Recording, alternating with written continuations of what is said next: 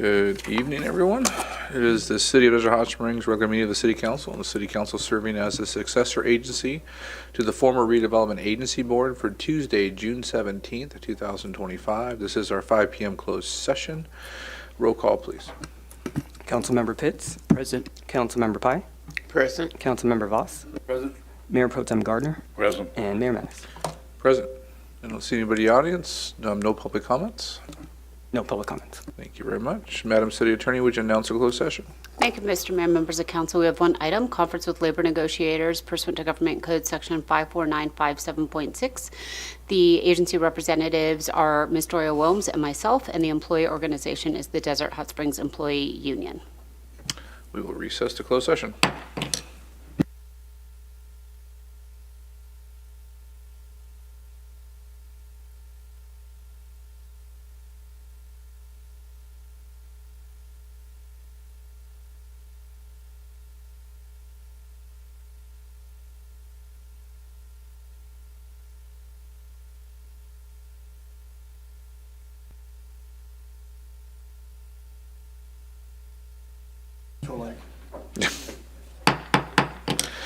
Good evening, everyone. We're going to come back to order for our presentations for 5:30 p.m. here tonight. And we have a presentation by the Coachella Valley Association of Governments, CVAG. And we have the Executive Director, Mr. Tom Kirk, here to give that presentation. Thank you, Mayor. Members of the council, it's good to be back.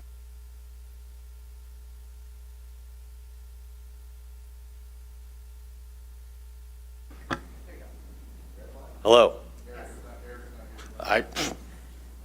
I don't even know what to do without her or anybody else. As you know, I try to run CVAG, but many others get all the work done, including Erica Felci. Thank you again for having me. It's been a little while since I've been up here. Doria, Mayor, and the rest of you, you asked me to speak a little bit about transportation, and that's why Danny finally showed up. To that, I've added a little bit of information related to our CVCC, Coachella Valley Conservation Commission business. Your chair, of course, knows very well what's up there. We've got some good news to report that I think he's reported before, but with good news, we like to repeat it a couple of times. So with that, let me get this going. These are the 6 topics. I'll make it quick. TPPS, our capital improvement program for the Coachella Valley. CV Sync, just a very brief update on that. Varner Road, which is always at the top of your minds and a lot of your constituents' minds as well. The Access Project, which is our fancy name for Indian Canyon Project in North Palm Springs. CV Link, which is one of the largest active transportation projects in the nation, Palm Springs to Coachella, and we will get it to Desert Hot Springs. We'll talk a little bit about that. And then again, the update, Chair Gardner and the rest of you, related to some Coachella Valley conservation business in Desert Hot Springs. Sound good? With that, we are updating our capital improvement program for the Coachella Valley as we speak. We're in about a 1.5 year program to look at all the projects that we as a region want to build. And that list of projects is a long one. In fact, we haven't updated this list in about 10 years, but in 10 years, we've built certainly a few things, but we've not built a lot more. So we're carrying a lot of the projects over from previous capital improvement programs, and we're going to prioritize them. Importantly, I'm going to mention 2 quick things about that are very different. One is we do have an I-10 corridor study. And Councilmember Voss, we've chatted a little bit about improvements on Interstate 10. This is one step of many that would be involved in major improvements on Interstate 10. We are working with Caltrans District 8 to seek additional funding, and with that funding, we'd work with Caltrans and all of you on what additional improvements might be needed on I-10. Additionally, we've woven in something called a warehouse study, trucking and warehouse study. This council knows about the opportunities and challenges of the warehouses more than any others in the Coachella Valley. As a part of settlement agreements involving the warehouses, CVAG is committing to look at the impact that trucking has in the region and how that might be improved or mitigated or accommodated in the future. And we'll do that as a part of the program. This gives you a little sense of the last time we did this. The projects totaled $3.5 billion. We've probably built a few hundred million of those projects in the last 10 years, leaving the $2.7 billion still to be built. And I have a funny feeling that this number is going to go up because of the cost of building projects. The construction cost index inflation rate has been actually much higher than the consumer price index. So you could probably double these dollar amounts to get a sense of what our capital improvement program list will look like next go around. And I bring that up for one perhaps very obvious reason to all of us.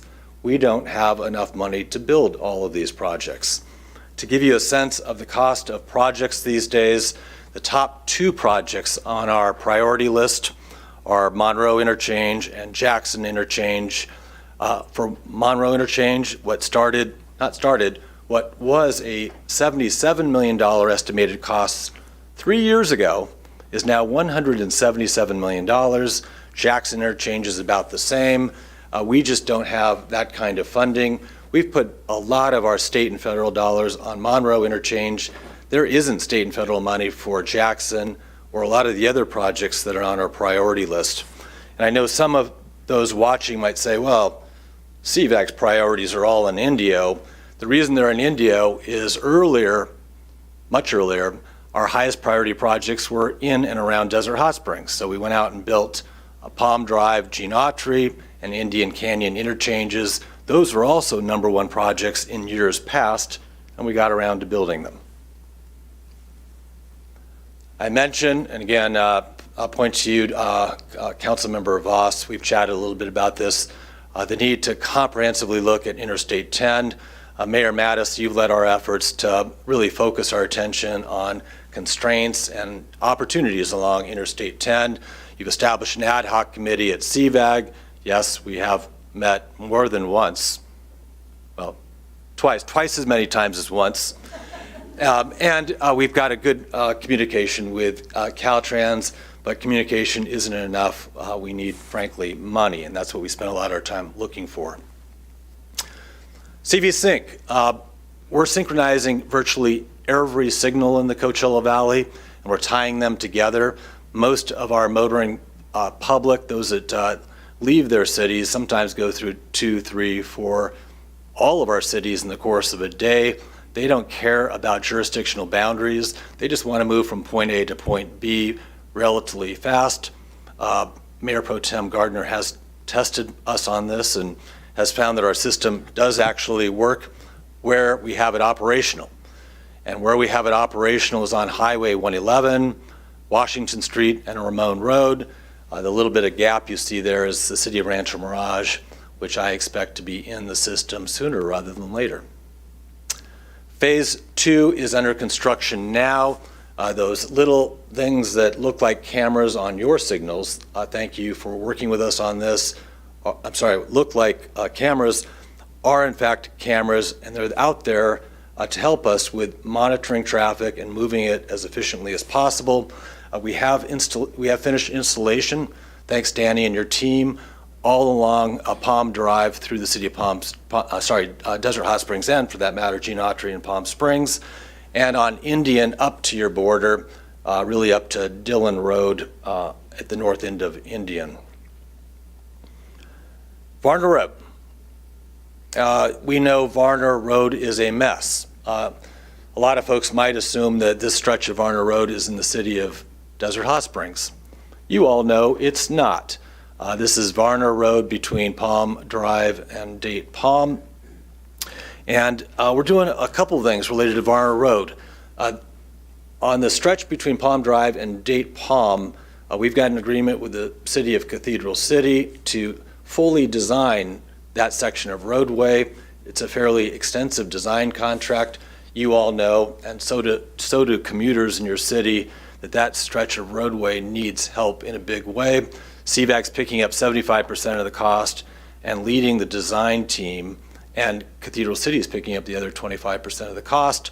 I know Danny and his team are involved in that effort. In terms of when would we see construction, not for at least 18 months to 2 years, and we need to find the money to construct it, which of course is a recurring theme here. So that's the section. We're not only looking at building the roadway, but of course drainage crossings as well. Varner Road further southeast of, but including the stretch between Palm and to date Palm, we're looking at some preliminary design work there that one puts in signal synchronization where it's appropriate, but also improves the roadway and improves it for all sorts of reasons, one of which is to provide an alternate emergency access, emergency route for Interstate 10. We used to think there's no way Interstate 10 would be closed through the Coachella Valley, and Tropical Storm Hillary changed our opinion about that, for sure. The Access Project, perhaps a funny name, but it's a name that helped us secure $50 million of state funding, is the Indian Canyon Project in North Palm Springs. Mayor, you've been a long advocate of making this project a high priority for the region. It is a high priority for the region now. It's a big, complicated project because solving the flooding problem isn't the same as solving the sand problem. And doing both is complicated. So we've got a design team on board. We're working closely with the city of Palm Springs, but this is, again, a CVAG-led project, and we have secured a lot of funding for construction. Construction on this would not start for another 2 years either, but that's better than I used to have to say when I came up to Desert Hot Springs. I say it's never going to happen, or it wouldn't happen in perhaps our lifetime. The city here has made it a high priority. In fact, I came to this city council not too long ago and asked, if you had to solve some flooding problem in the region, where would you solve it? And you said, in the city of Palm Springs, actually, Indian Canyon. And the reason you said that is over 90% of the trips in the morning peak hour are from the city of Desert Hot Springs and adjacent census tracts in the county. So this project is perhaps far more important to your commuters than it is to anybody else, and we will get it done. Some elements of the project, it will involve a substantial bridge, and by the way, it also involves an extension of CV Link up to at least the train station. We'll talk more about that. CV Link. Good news for me is we're nearly complete on construction in Coachella, in Indio, in La Quinta, Palm Desert, Cathedral City, Palm Springs. Construction will be substantially complete by the end of this fiscal year, the end of June, with a lot of punch list, I'm sure, occurring over the next 6 months, but it is very much writable today. Get a little sense of it. It's been long a objective of mine to extend CV Link into the city of Desert Hot Springs. If you want to know why it wasn't originally extended, you could ask me, but I don't like reminding everybody why. But we will, with the support of this council, and that's all I've heard from this council, that you do want CV Link extending into the city of Desert Hot Springs. We will make that happen. It will take time and, of course, money. The first part of that is underway. We have put a request for proposals out to connect, to do initial design work. How do we get from the extension of CV Link in North Palm Springs to Desert Hot Springs? And There are a number of ways to do so. Perhaps there are even more than these 4 ways, but we're going to study at least these 4, if not more. And we are working with your staff. Again, I point to Danny. I'm sure he's engaged on this. We are going to be interviewing consultants very soon and should have them underway in the next couple of months. Lastly, moving away from transportation into Coachella Valley Conservation Commission, thank you, the city, for being as supportive of the multiple species plan as you are. I think part of our shared vision is protecting open space, facilitating development, and when we protect that open space, let's make sure that we keep it clean and we keep it natural. And it's a challenge to do so. We've got a lot of species out there we want to protect. We also want to provide an aesthetically beautiful environment for your community as well as visitors throughout the world that come to your city. There are some messes out there, and this represents some of the land that the Coachella Valley Conservation Commission owns in the area, and the sites that we've identified that have a lot of junk. And if it was just a lot of junk, it might be easy. This is oftentimes a lot of junk and encampments. The good news on this is we were successful in getting a cow recycle grant of $500,000. That's a lot of money. Not enough, but a lot of money for CVCC to go out there with you, our partners, clean up this land and address the homeless issues that are associated with the encampments. As your chair, the chair of Coachella Valley Conservation Commission knows, Mr. Gardner, CVCC just approved a $250,000 contract with Integrated Waste Services, I believe, or something similar. And they're going to start work essentially July 1st, working with us on the relatively easy sites, and those are the ones that aren't encampments initially, and then developing a game plan for the bigger sites that are encampments, which we expect to have cleaned up in the fall. With that, it's my relatively short presentation, mostly on transportation and CVCC business. I'd be happy to address any questions or comments you might have. We'll open up to the council. Mr. Pitts, anything? Just keep up the great work. Thank you. Mr. Gardner?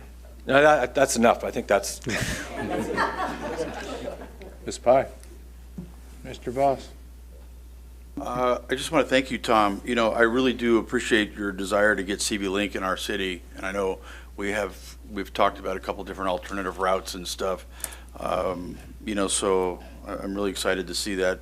The other things are all, you know, the Varner thing, of course, and I didn't realize that this also included kind of changing the road a little bit too, which is nice. So it's very informative because we're starting to speak on this a little bit more now that residents talk about it. We point the finger across the roadway, across to the other city, and then we suggest, you know, here's some options. So appreciate the updates on that. Yeah, just keep it up. It's great working with you guys. Thank you. Appreciate you coming out and doing this. It's not a lot of people watching here, but on TV and through our channel, they'll be able to catch this presentation and get the proper updates, which we all try to give, but sometimes they're spread out. So it's really nice to have this here on one presentation. So I appreciate you and everything you do. I appreciate that, and I want to remind your constituents and those watching that the city has shown a lot of leadership and continuity over the years. Congratulations on your new, no longer interim city manager, and Danny and the rest of your team. We look forward to getting these projects done. So thank you very much. Thank you. That's all the presentations we have tonight. We'll recess until 6 o'clock.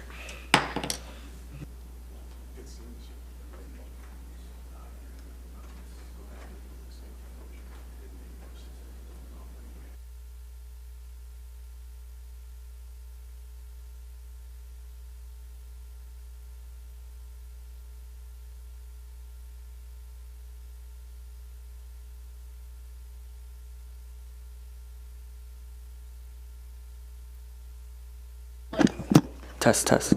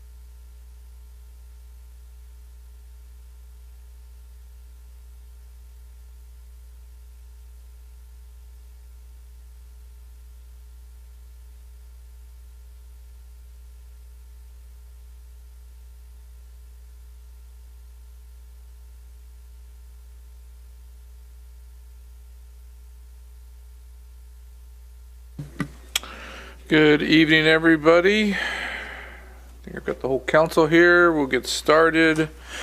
This is the City of Desert Hot Springs regular meeting of the City Council. The City Council serving as the successor agency to the former Redevelopment Agency Board for Tuesday, June 17th, 2025. This is our regular session. Roll call, please. Councilmember Pitts. Present. Councilmember Pai. Present. Councilmember Voss. Present. Mayor Pro Tem Gardner. Present. And Mayor Mattis. Present. Invocation tonight will be given by Councilmember Daniel Pitts. Good evening, everyone. Let's bow our heads. Father God, we thank you for this meeting tonight and the opportunity to come together as a community. We thank you for your continued protections. We know in the book of Psalms 121:5, you tell us that you watch over us as we come and go, both now and forever. Please bless us and give us wisdom and direction as we navigate through the meeting tonight. In Jesus' name, amen. Mr. Pitts, would you lead us in the Pledge of Allegiance?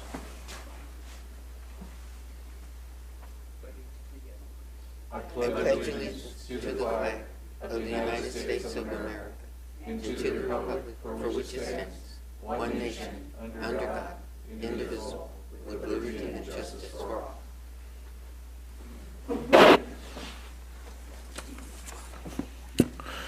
Madam City Attorney, would you report on closed session, please? Thank you, Mr. Mayor. Members of council, we do have reportable action this evening. City Council voted 5-0 to approve the memorandum of understanding between the City of Desert Hot Springs and the City of Desert Hot Springs Employees Union. The term of the agreement is July 1st, 2025 through June 30th, 2028. Various terms of the agreement were in fact amended, some to do with salaries, some to do with shift changes and other aspects. The agreement will be made available to whomever wants it and will be public. Thank you very much. That's my reportable action. Thank you. We are now going to go to the approval of the agenda. At this time, City Council may amend the order of the agenda, approve the consent calendar, remove items from the consent calendar. Is there anybody who would like to remove any items from the consent calendar? On the consent calendars, we have items 10 through 19. Is there anybody in the audience who would like to speak on those items? See nobody coming forth. I will accept a motion, but I would like to move item number 8 before public hearings. Item number 8 of the administrative calendar before public hearings. If there's no objection, I'll take a motion to approve the agenda. With the change in number 8.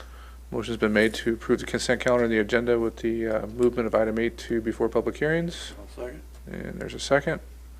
Please vote.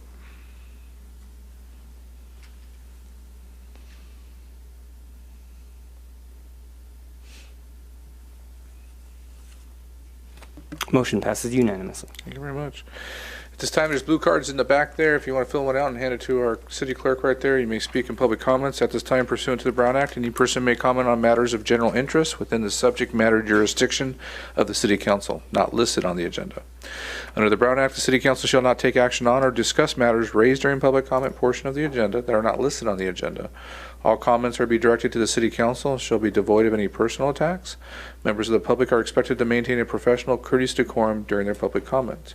I have one public comment. Our trustee from the College of the Desert, Mary Jane Sanchez. Hi. Hi. Good evening. Good evening, Mayor, City Councilman, Fire Chief, and executive staff of Desert Hot Springs, and most of all, the citizens of Desert Hot Springs.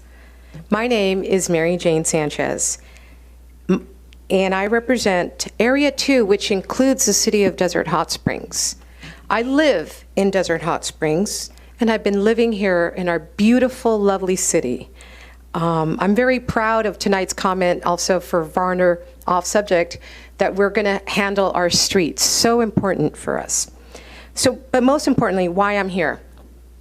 I'm here tonight to share some important updates from the College of the Desert that directly impact the local residents and students here in our lovely city of Desert Hot Springs.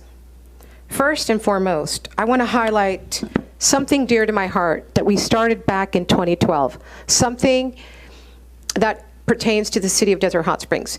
It used to take about 4 hours for many of our students from Desert Hot Springs to go to the College of the Desert. When I got elected back in 2013, it was so imperative that we have now what we call the Hall Pass. Many residents don't even know about our Hall Pass, so I'm here to update you. What is the Hall Pass? The Hall Pass is coming from Sunline. And what a student can do is that they can go and ride free with their student ID. Transportation should never be a barrier to higher education or to enjoying community life. Thanks to this program, which I launched 6 years ago, students can travel to work and to school freely and without worrying about the cost. Secondly, I just want to inform everyone we have summer classes. We're really excited. Go Roadrunners. It's not too late to go back to school. So it's collegeofthedesert.edu, and we still have what we call fast track courses beginning July 7th. These are shorter, intensive classes and are a great way for students to stay on track and get ahead and forward their goals. I have with me, thank you. This is our student benefit guides. We've been having we had our first 2-on-2 meetings from the College of the Desert with Councilwoman Jan Pai and Councilman Dirk Voss. It was very informative, and I look forward to more meetings as your representative of the College of the Desert. And what we came across is what are the benefits of students? So this is something I'm going to be leaving with your congratulations, Doria, as being a city manager. What are the benefits? Financial aid, and is also in Spanish. What are the students benefiting from? Secondly, I want to remind that the College of the Desert has a campus right here. And where is it? At the Edward Wenzloff Educational Center. This location offers access to college-level courses and what we call dual enrollment. So high school students at age 16 could be taking college-level classes. It's an important resource for our local city and our citizens and families know about where we're located. In addition, our Palm Desert and Indio campus, want to mention to everyone, has a local food pantry, which we offer free food and resources. You can I just want to talk to you a little bit about our food pantry. You show your, How much more time? I don't have anybody backed up against you, but if we're going to go 15, 20 minutes, I'd love to bring you in for a presentation period. Oh, that would be wonderful. But I just want to tell everyone, the College of the Desert is your college. Please come. And if you want any information, please go to the College of the Desert at EDU. And I would love to, that's a great idea, Mayor Mattis, to have a future agenda, and I would love to present our new president of the college as well at that meeting. That'd be great. Thank you so much, and my name is Mary Jane Sanchez, your trustee, and you could reach me at msanchez@collegeofthedesert.edu. Thank you this evening for allowing me to talk, and enjoy your meeting. And if you have any questions, do I have time, Mayor Mattis? So this is the public comment period, so we can't have questions back and forth, but we'll get you with the city manager's office and get you on the presentations, which we can do back and forth all you want. Thank you. Go Roadrunners. All right. Do we have no other public comments that I've had any cards turning? Does anybody else want to make any public comments tonight on non-agenda items? Okay. We'll close public comments and move to city manager's report. Thank you. Good evening, Mayor, City Council. Tonight, we're going to first start with our Recreation and Community Services Director, Roberta Cernick. Thank you. Just a quick reminder that our annual fireworks spectacular will be held on Saturday, July 5th at Mission Springs Park. The event does start at 6 p.m. So enjoy an evening of community spirit, and we'll be featuring food, music, and our fireworks display begins at 9:15. Families are encouraged to bring chairs and blankets and arrive early to enjoy the festivities. And we look forward to celebrating with everyone. Thank you. Thank you. Next, we'll have our Administrative Services Director, Jeffrey Buckheim, provide financial updates. Good evening and thank you. For our financial updates for the General Fund and Public Safety Fund, actually it's through May 31st, 2025. I'm afraid we have the wrong schedule on here. So for May 21st, 2025, unfortunately, this is the wrong slide. Our revenues are over $27.3 million, which was at 77% of the amended budget.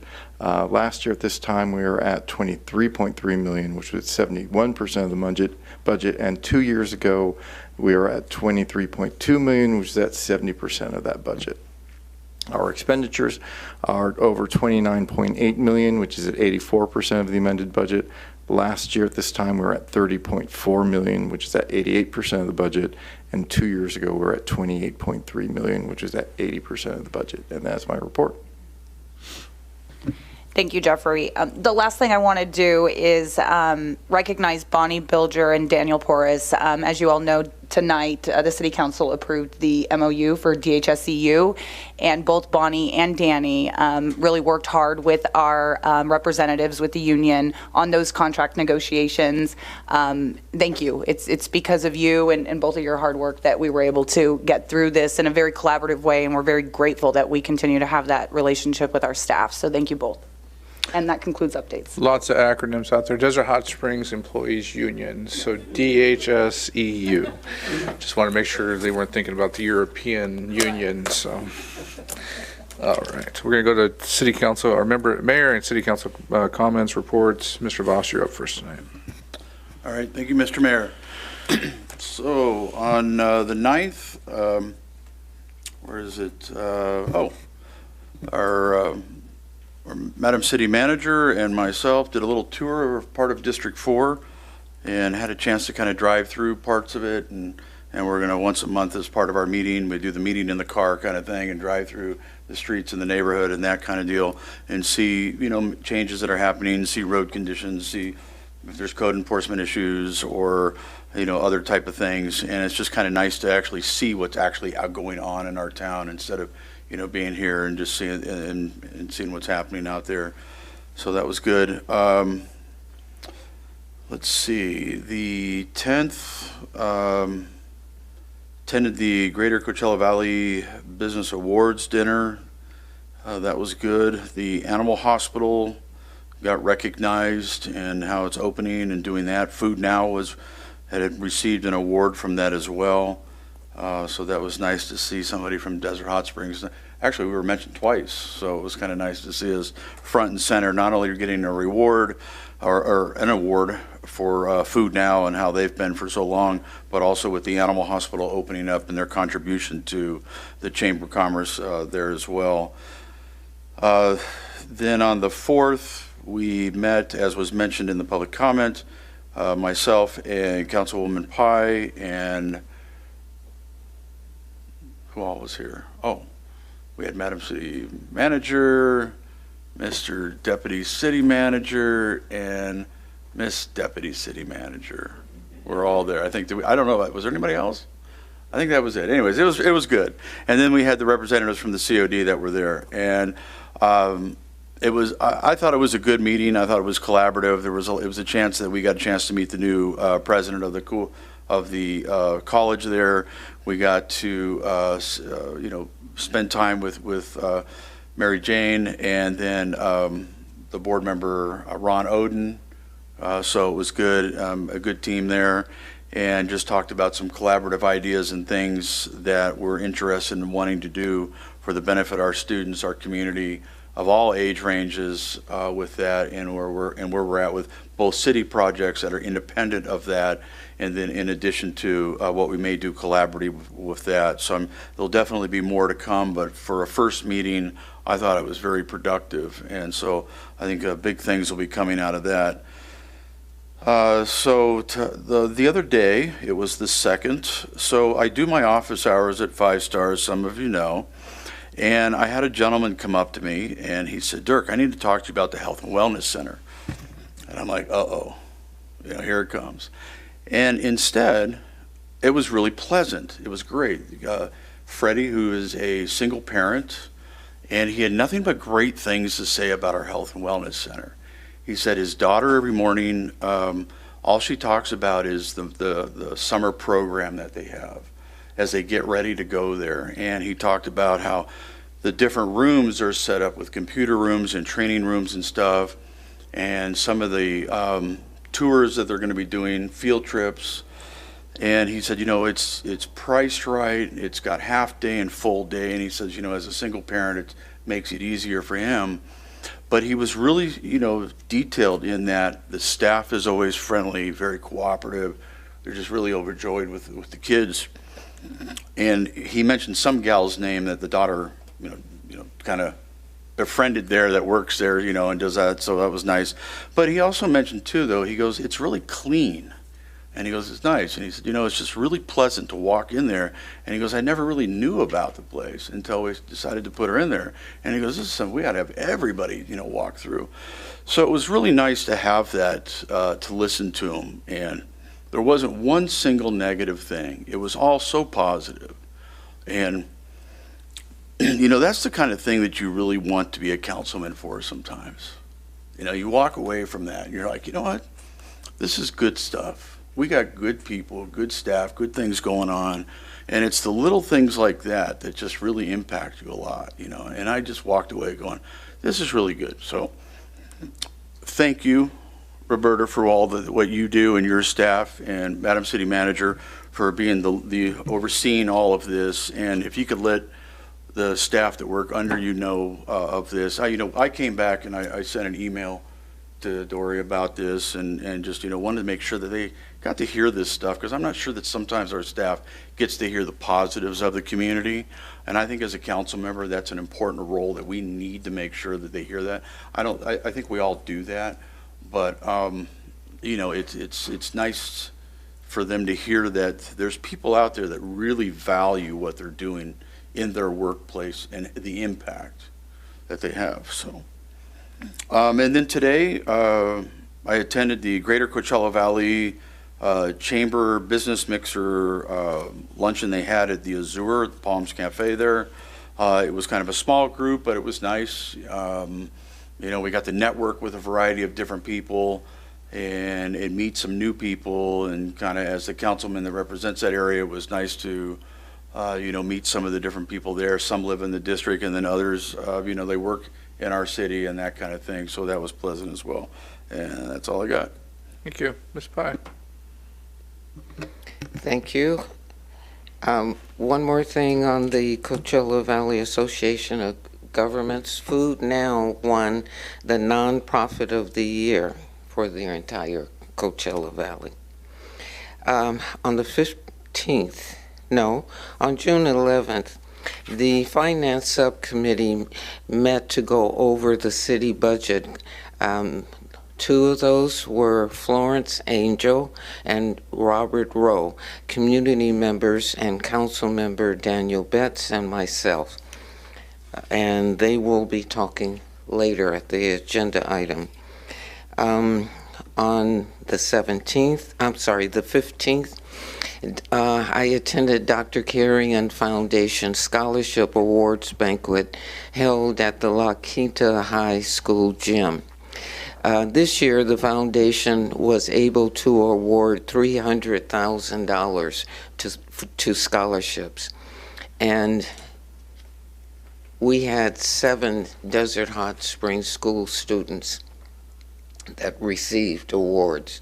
One of them, I left the information at home, but I remember 2 of them. One of them received the sign for the Student of the Year, and the other one is the daughter of a person that works at UPS. But they all received, oh, sugar.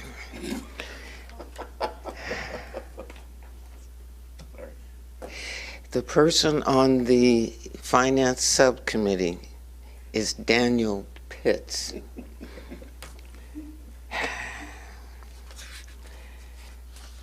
Okay, can I continue? On June 13th, the Regional Access Project held a graduation ceremony for nonprofits that received the University of Riverside Certificate in Nonprofit Management.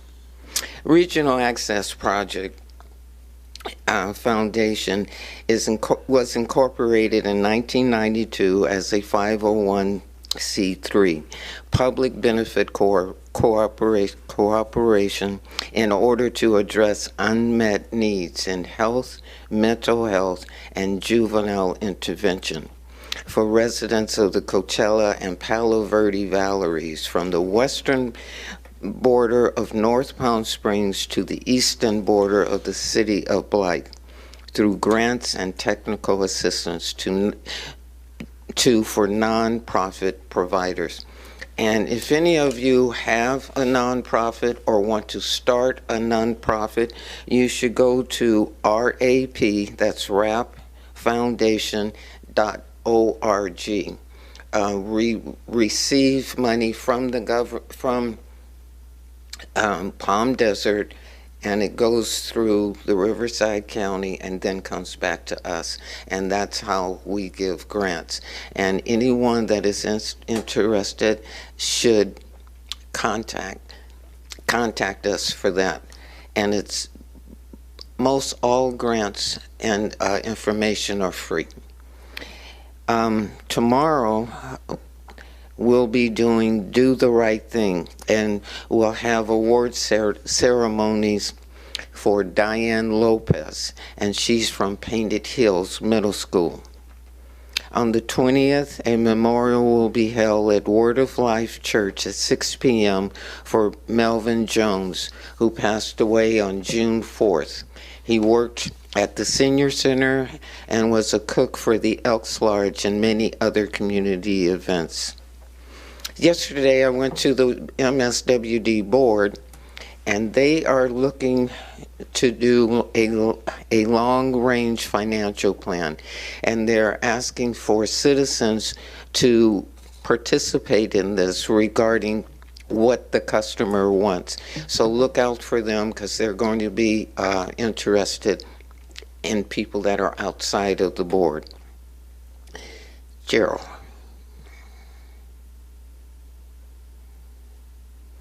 Here, the rec center also does adults too.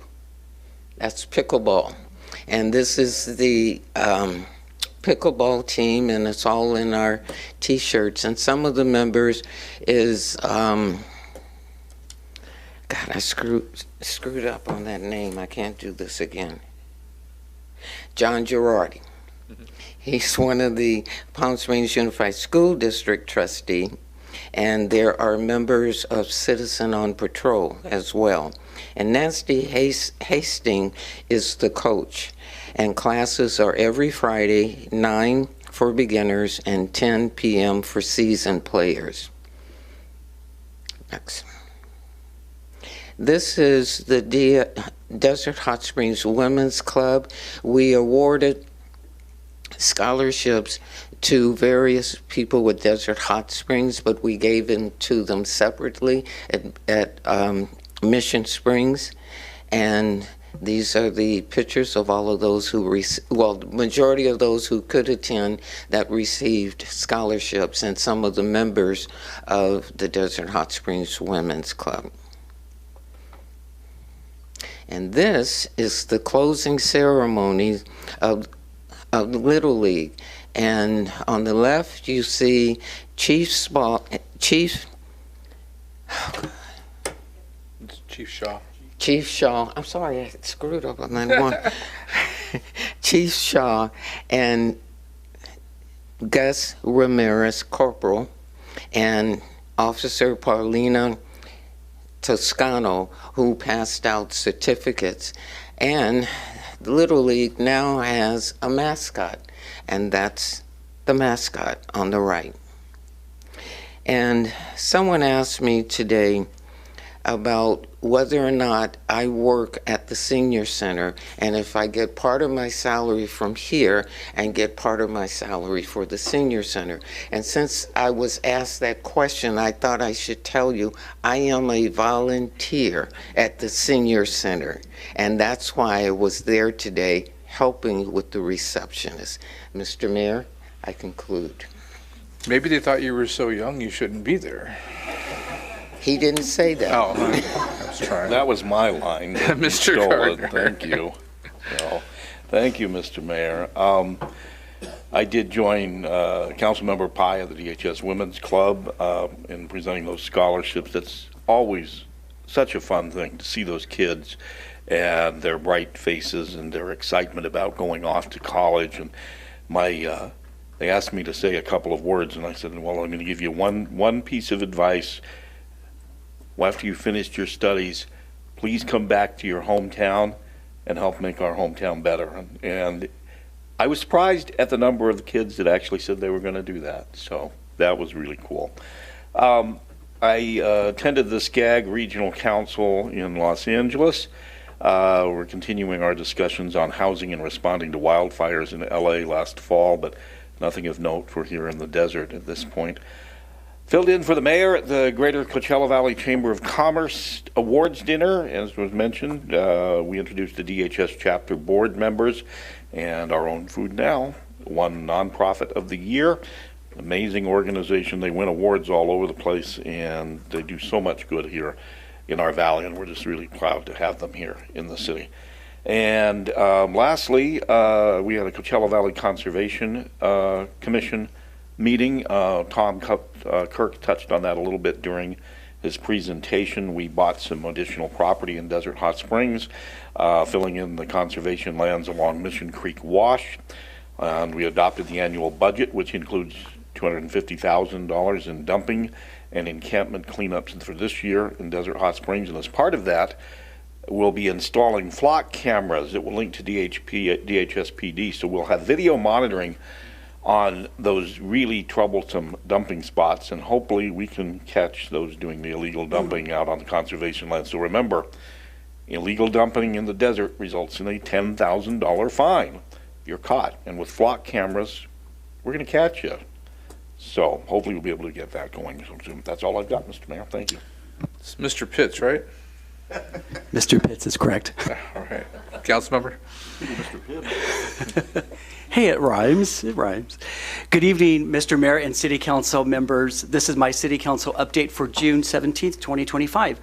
On June 5th, I attended the CVAG Animal Commission meeting, and as an animal advocate, I was pleasantly surprised by the positive shifts in the operations of our Rivco animal shelters, as well as the increased receptiveness of the public toward board's administration and its leadership.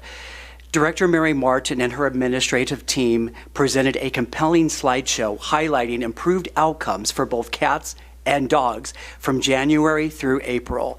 The shelter experienced an increase in live outcomes, this is great, due to these three buckets. Number one, animals were returned to the owner. Number two, they were adopted. And number three, they were transferred out to other shelters regionally, even nationally, which is a great outcome for that.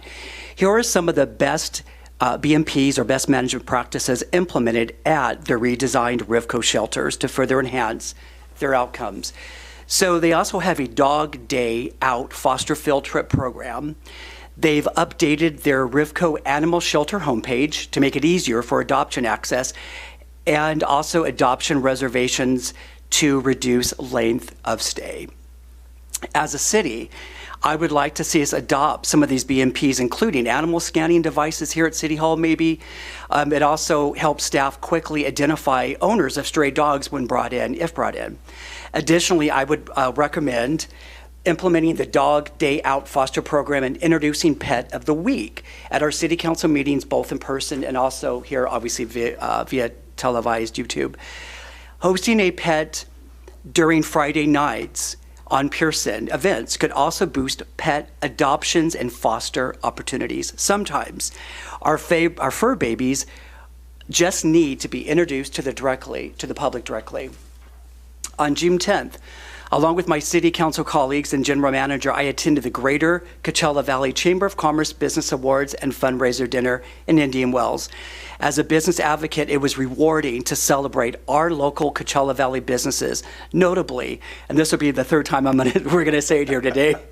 So Food Now ticket was recognized for Nonprofit of the Year. So congratulations again to Food Now, and thank you for your outstanding work and everything that you do. Okay, speaking also of free bus rides, So mark your calendars. On June 19th, just a couple of days from now, obviously, Sunline will offer free bus rides across all routes in celebration of Dump the Pump Ride Free for a Day. So for more information, contact them at 760-343-3456 or visit them online. Lastly, while the free Sunline buses are only free on July 19th, consider supporting our local taxi businesses also as an alternative. Download the Flywheel app to schedule your next ride and help keep our small taxi business owners in the driver's seat. And with that, Mr. Mayor, I yield back. Thank you very much. My report will be short this month. I wanted to thank the City Council, and especially our Mayor Pro Tem, for stepping in for me. This time of year is very extremely busy, as a lot of you know. I am a big advocate for Little League Baseball and youth sports in general, but I also teach and umpire for Little League. So this time of year, when before the tournament starts, I have to go out and teach all the umpires and then participate. So it takes away from some of my duties up here, but that's why I got a Mayor Pro Tem. And thank you for stepping in.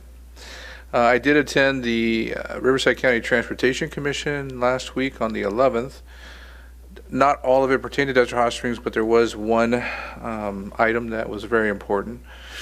The Coachella Valley Association of Governments, when I was the chairman a couple years back, as announced in the presentations earlier today, one of the projects I led was an ad hoc committee on the Interstate 10. Interstate 10, I believe, is one of the ugliest routes in the state, and we are one of the most prominent visiting locations in the state. So a bunch of us got together and have met with Caltrans and talked about beautifying that stretch, but we're also concerned about the traffic. We have multiple holiday weekends and now festival weekends that back up traffic into the Coachella Valley, and our population is growing so much that it's even on normal weekdays and week evenings, it's become a problem in the Palm Desert area where the lanes come down to 3 lanes and we're backing up traffic. So with that said, there's been a study that Riverside County Transportation Commission had started in the Beaumont Pass area, and they wanted to study how they could make traffic flow better on those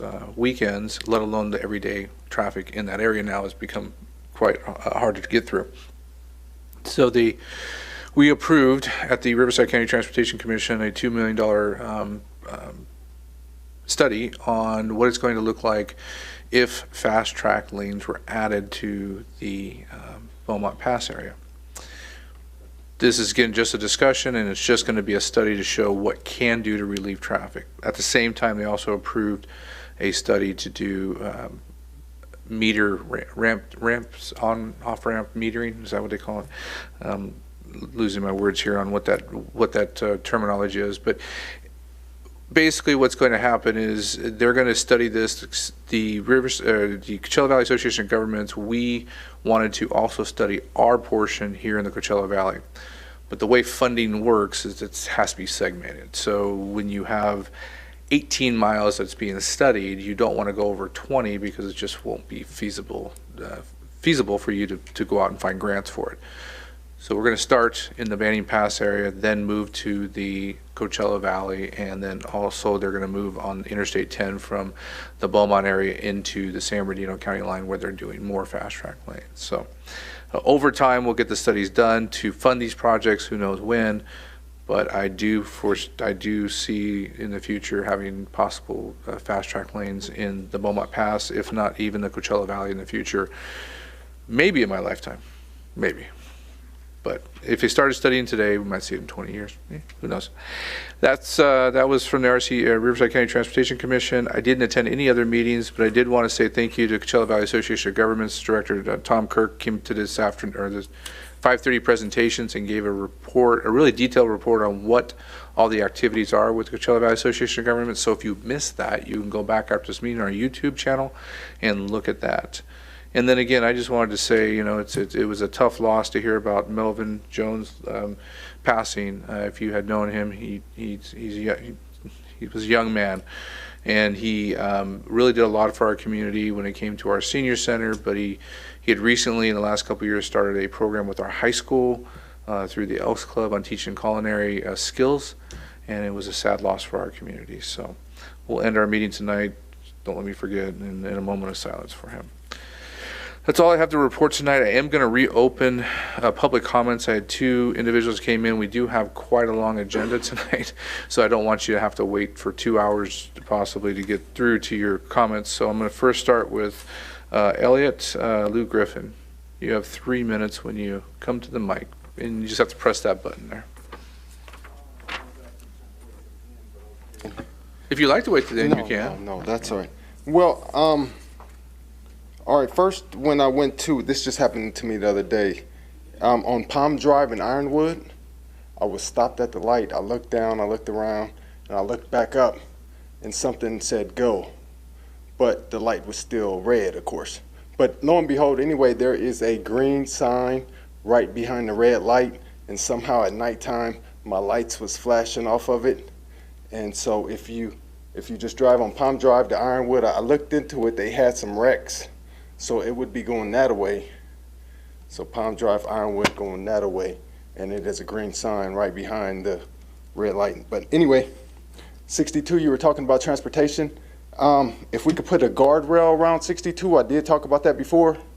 So since we were talking about the transportation issue, the guardrail around the 62 with some arrows telling them that the curve goes that way. Actually, I'm here today to talk about a cooling center since I got 2 minutes left. I did throw out ideas about the one at the Stater Brothers. However, I did talk to the lady about that. She said no. The minute I mentioned the word homeless, she was against it. And you know, anyway it goes. On Mesquite and Acoma, there is a building. So the center is on Mesquite and Hacienda. So on Mesquite and Acoma, I did talk to him. There is a nice, beautiful building that I want to turn into a cooling center. I did all of the math on it. He wants $9,000 a month. I said if we could get it for 6 months, so it would get us through the cooling center, and it'd get us through Thanksgiving, it'd get us through Christmas, it'd get us all the way to January 1st if we could jump in July. So I would like to set up a meeting. You know, I always talk about the heat. They're already issuing excessive heat warnings. And then if I look at where are these people to go. So I would look at this, you know, as far as helping out the first responders, you know, dehydration, severe dehydration, there'd be a lot of people calling, a lot of ambulances going. I think that if we did jump in and grab a cooling center that would offer additional services.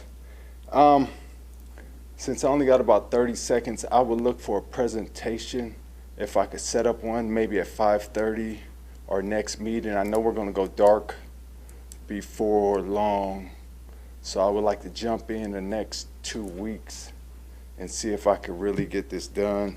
I got all of my ideas. I'll be willing on issuing them. I would be running this cooling center. I talked to my brother about doing it with me. So I would like to talk to you guys about that this week, if I could. Thanks, sir. you. Melody Platt.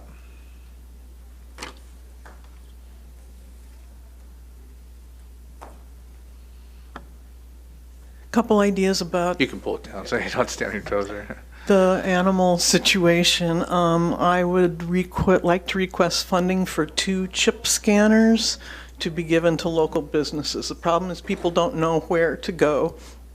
This is all day, every day on the forums. Where do I go? Where do I go? Excuse me. So I talked to Escapades Bar. They're open from, I believe, 7 a.m. till midnight. They're happy to take one. Then we could blast that they have one. That would cover this part of town. And I'll look for another business in Mission Lakes. They're Hero Plus brand chips, I believe. And I would like funding for 2 of those. I don't know how we go about doing that. And the other issue, whenever we're talking about pet homelessness, we're talking about housing, the housing crisis. Housing, housing, housing. And people can adopt and adopt and adopt and foster if the landlords won't let them have animals. I'm wondering if, I know that AB 2216 just failed in California. It was tried again to require landlords to take companion animals. It's an uphill battle, so I was thinking maybe just locally there could be some kind of insurance program for landlords, 24% of whom in this town allow for pets. They're terrified, gosh, if they lose $1 of their precious money, and taxpayers are picking up the slack for these homeless animals. So some kind of insurance program for landlords so that they could be guaranteed they would be free from responsibility for any damage. That's my idea. My ideas. Where do we go from here? It's your time to make your comments, and then if you'd like to talk to somebody, you can try to grab one of the cards on the outside and schedule some time with our city manager's office. So that's the next step? That would be. Thank you so much. You're welcome. Thank you for putting us up sooner. You're so Appreciate welcome. it. Have a great night. All right, we're going to close public comments, and we're going to go to, I asked the council to allow me to move administrative calendar up. Item number 8, the appointment to the Public Safety Commission to fill one vacancy for unexpired terms. We had a member of the community that's going to be appointed and didn't want him to have to sit through 2 hours of whatever. But he said he would if he had to. With that said, Ms. Pye or Mr. Siriano, we'll start with you. Thank you, Mr. Mayor, members of the City Council. Per the Desert Hot Springs Municipal Code, if a commission vacancy occurs other than by term expiration, the original appointing council member fills it with subject to ratification by a majority of the City Council. Therefore, this evening, Councilmember Pye will appoint her replacement. The replacement serves for the unexpired term, which is through January 2027. In furtherance of the municipal code, council policy provides that the appointing council member notify the city clerk of the proposed commissioner before the meeting agenda is posted, that the city clerk include all applicant names and applications in the agenda packet along with the proposed commissioner, and that the proposed commissioner appear at the meeting to answer any questions that the city council may have. A special vacancy notice was posted in accordance with the MATI Act. The initial application deadline was May 27th and was extended to June 11th. 5 new applications were received, including some applicants that applied during the January 2025 appointments for this current term. Staff recommends that the City Council ratify Councilmember Pye's appointment of Walt Meyer to the Public Safety Commission for an unexpired term ending in January 2027. That concludes my staff report. Ms. Pye? Okay. I wrote this down. I am appointing Walt Meyer as my new appointment to the Public Safety Commission. Would you please stand so everyone can see who you are? Would you like to say anything? Yeah, just real quick, 39 years ago last month, I graduated from the police academy, and I started the next night my first patrol shift here at Desert Hot Springs. So it's been almost 40 years that I started working here in the city. I met my wife here. She's lived here over 50 years, and of course she wouldn't let me leave, so I'm stuck here, right? So, but it's both my kids have graduated high school here. It was kind of weird to walk in and see Tom Kirk here. He's my former boss when I was the chief of police in La Quinta, so I got to work for a really great set of mayor and council members there. My other boss is here. Trustee Sanchez, because I currently work at the College of the Desert, and I'm the director for the Public Safety Academy program there. So even though I used to be a public safety commissioner. I was public safety commissioner for 8 years, from 2014 to 2022. When I left the commission, I continued with my job at the college, and so even though I've been away from the commission, I've still been working on behalf of Desert Hot Springs, trying to get police officers up here, trying to get paramedics up here, firefighters, EMTs, and all of those first responders that every city so desperately needs. And the College of the Desert is pushing really hard to expand our programs. We've had a huge amount of support from everybody. We're looking at another program. I really can't talk about it, but Chief Shaw's already been on it. I sent out some inquiries, and I had a letter that day from the chief.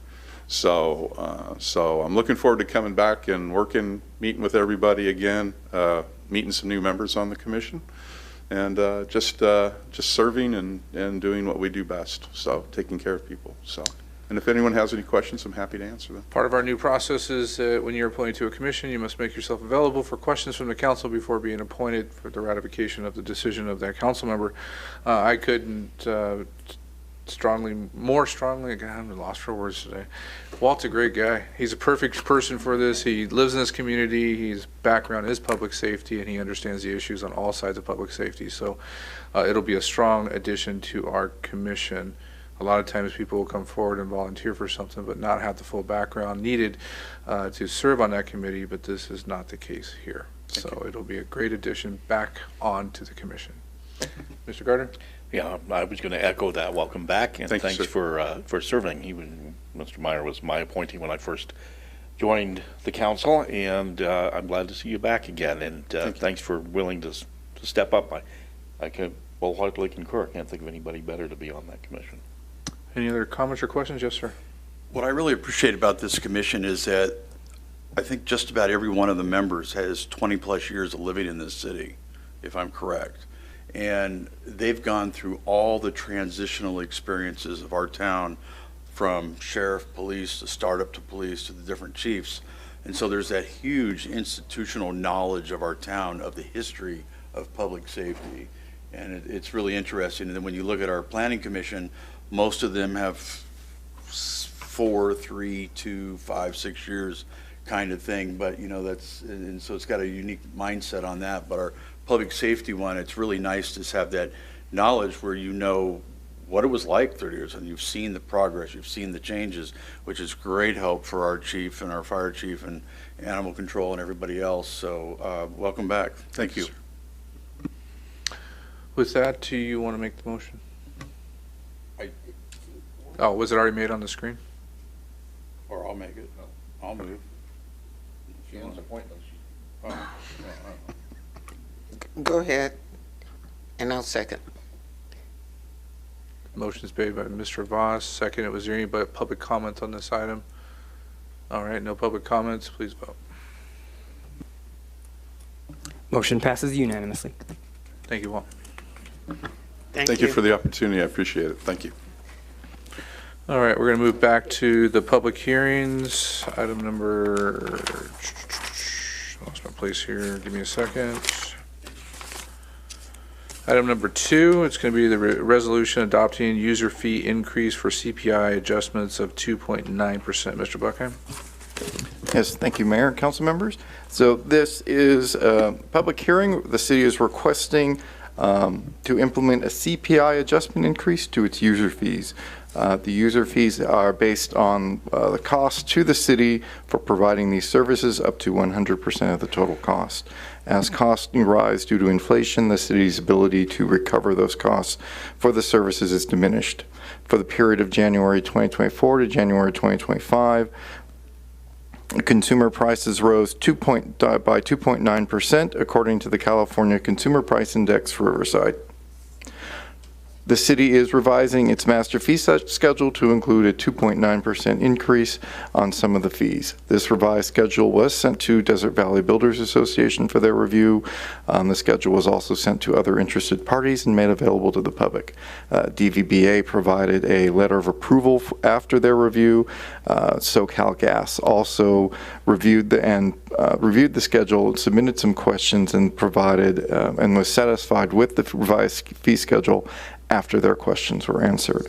Staff recommends adoption of the resolution for the revised master fee schedule with a 2.9% CPI increase. Is there any questions to staff regarding this item before I open the public hearing? We'll open the public hearing at this time, and I'll take testimony in favor, opposed, or neutral position. Would anybody like to speak on this item? Nobody coming forth. We'll close public hearing at this time, and we'll open up for discussion or a motion to adopt. I move we adopt resolution adopting the user fee increase of 2.9%. There's a motion. Is there a second? Second. Please vote.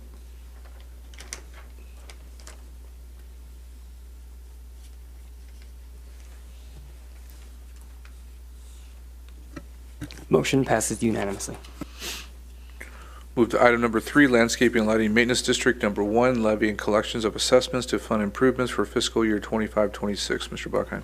Yes, so this is a public hearing to impose a levy and collection of assessments for the citywide lighting and landscaping maintenance district. The assessment provides funding for the operation, maintenance, and repairs for the city's landscaped areas and parks. The estimated cost for fiscal year 25-26 will be over $1.8 million. The annual levy will generate over $575,000 in revenue, so an estimated $1.328 million will be transferred from the general fund to subsidize these costs. Staff recommends adoption of the resolution authorizing the levy of the Lighting Landscaping District Number 1. Is there any specific questions to staff on this item before I open the public hearing? See none, we'll open the public hearing at this time. We'll take testimony in favor, opposed, or neutral position. Would anybody like to speak? See nobody coming forth. We'll close the public hearing at this time, and I'll open it up for discussion or adoption. Move we adopt the Landscape Lighting Maintenance District Number 1 levy. There's a motion. Is there a second? Second. Please vote.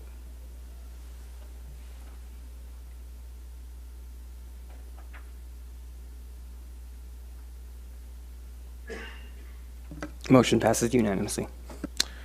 Items number 4 and 5, 4 being the Lighting and Landscaping Maintenance District Number 2, and 5 being Drainage Assessment District Number 1. Myself and I believe Councilmember Pitts will have to recuse ourselves because we live within 500 feet of the levy. Is that true, Mr. Pitts? That's correct. All right, we're going to leave the dais, and I'll give the meeting to Mayor Pro Tem Gardner. All right, while they go relax in our luxurious lounge, we'll move on to item number 4, Landscape Lighting and Maintenance District Number 2, levy and collection of assessments to fund improvements for fiscal year 25-26. Mr. Buckheim. Thank you again. So this is a public hearing to impose a levy and collection of assessments for the Landscaping and Lighting Maintenance District Number 2. The assessment provides funding for maintenance and repairs of public landscaped areas in 18 residential zones. The annual levy will generate over $348,000 in revenue for these zones, and so staff recommends adoption of the resolution authorizing the levy of Lighting and Landscaping Maintenance District Number 2. Thank you. Any discussion? All right. Is there any public comments? Seeing nobody come forth, we'll close the public comments of the public hearing and move to City Council discussion and or a motion. Mr. Voss moves. Second. Ms. Pye seconds. Please vote.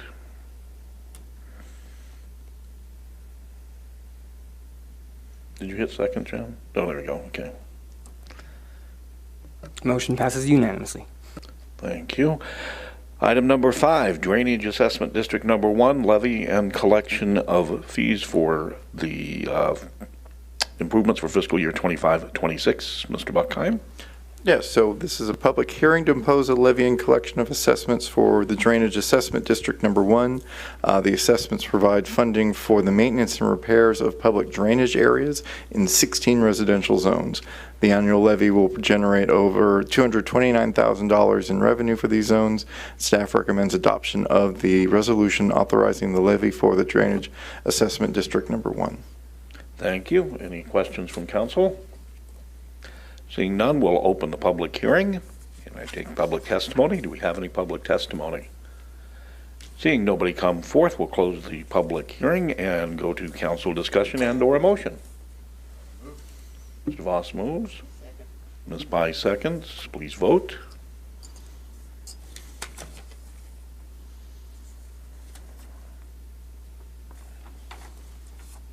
Motion passes unanimously. All right, thank you. Gentlemen, please return.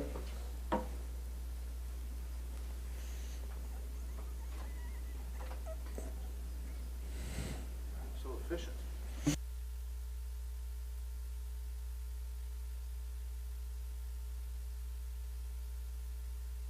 All right, we're going to move to item number 6, Assembly Bill 2561, employee vacancies and recruitment and retention efforts. Bonnie.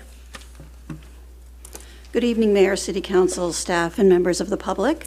This evening, I am presenting a public hearing pursuant to AB 2561, Employee Vacancies and Recruitment and Retention Efforts, and I'll be requesting that the council receive and file.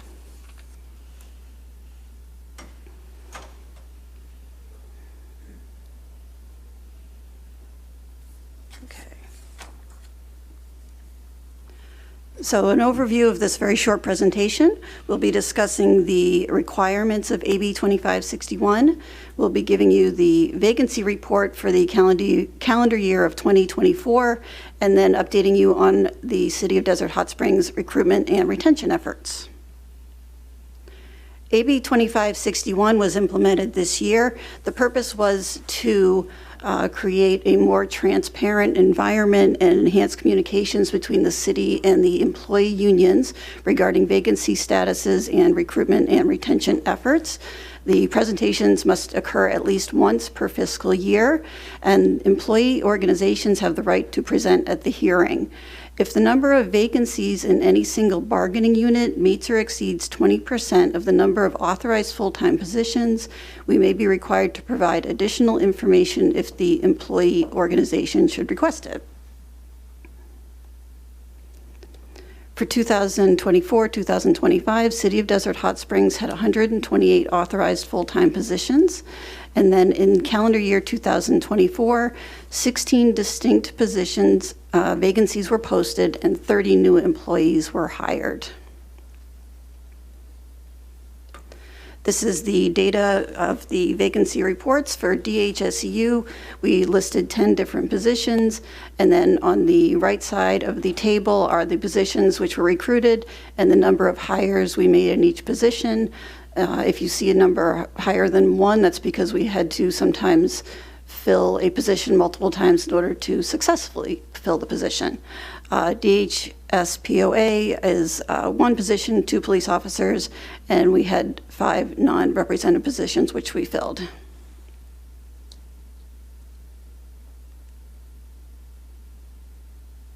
For recruitment and retention efforts, we've been doing the following. For recruitment, we provide excellent customer service to applicants.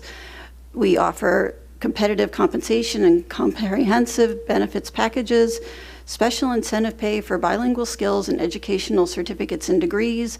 We do strategic job postings on multiple websites and social media, depending on the position, and we engage with professional networks and associations. For retention, we are modernizing our policies and MOUs to reflect best practices. We conduct employee recognition programs. We have a commitment to internal promotion. We offer competitive compensation and benefits in alignment with the regional market. We provide an in-person orientation process and onboarding support. Our 410 work schedule is popular, and opportunities to participate, learn, and grow. That concludes my report, and I'm happy to answer any questions. Thank you very much.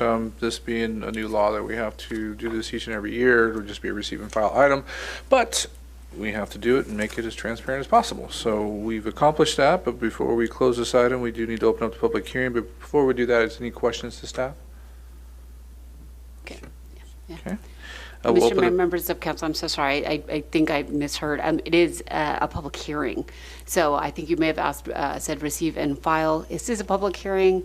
It has to be done prior to the adoption of budget. So you still want a motion and? So just to, we have to open it up and just. No, I know that. I know that part. That's what I'm going to do next. I'm sorry. But do you need us to vote on something? Yeah, we will need you to actually vote. It's to actually just hold the public hearing and then receive and file the actual report. Sorry about that. Yeah. That's what my plan was, yeah. Yeah. All right, so we'll open the public hearing at this time. We'll take testimony in favor, opposed, or neutral position. All right, we're going to close the public hearing this time. I see nobody coming forth.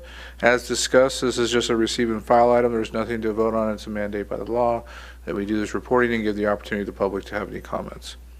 All right, we're going to move to item number 7 next. The City of Desert Hot Springs approved 2-year budget for all funds and capital improvement projects for fiscal year 25-26, fiscal year 26-27, and appropriations limits and salary schedule. Mr. Buckheim. Yes, thank you. So here we have our two-year budget, the approved two-year budget, ready hopefully for adoption. There have been minimal changes from when the proposed budget was presented to council on June 13th.